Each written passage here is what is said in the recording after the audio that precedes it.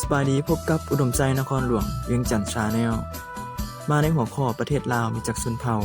หมวดภาษาจีนทิเบตประเทศลาวมี50ชนเผ่าประกอบมี4หมวดภาษาตอนที่3หมวดที่3หมวดภาษาจีนทิเบต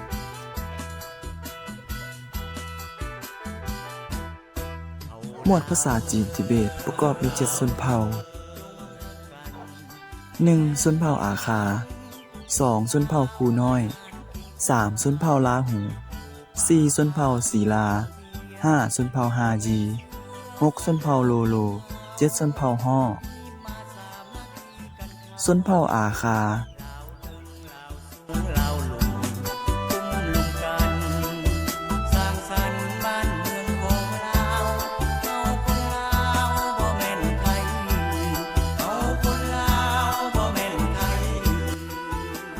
ชนเผ่าภูน้อย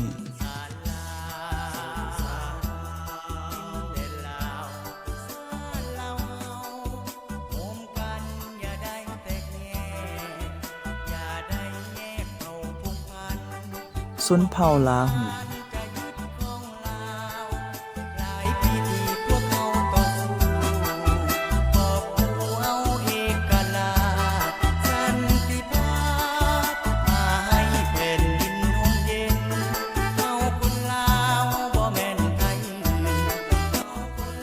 ชนเผ่าศีลา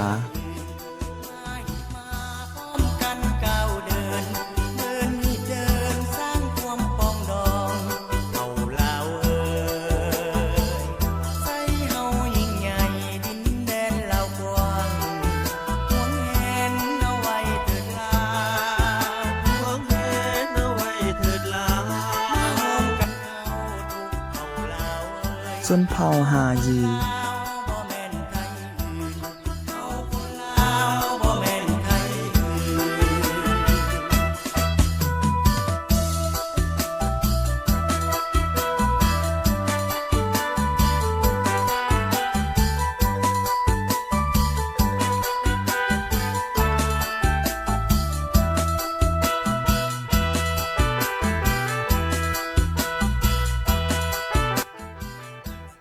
ชนเผ่าโลโล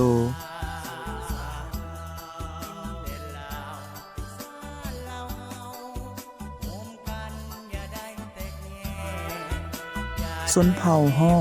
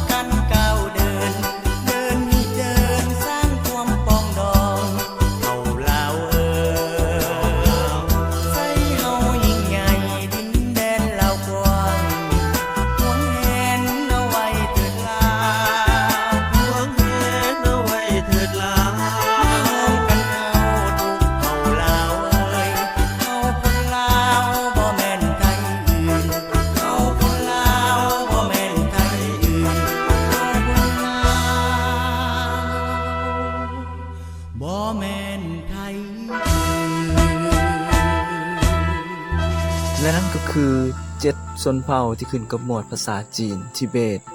พบกันใหม่ในคลิปหน้าสำหรับคลิปนี้ขอลาท่านผู้ชมไปก่อนสบายดี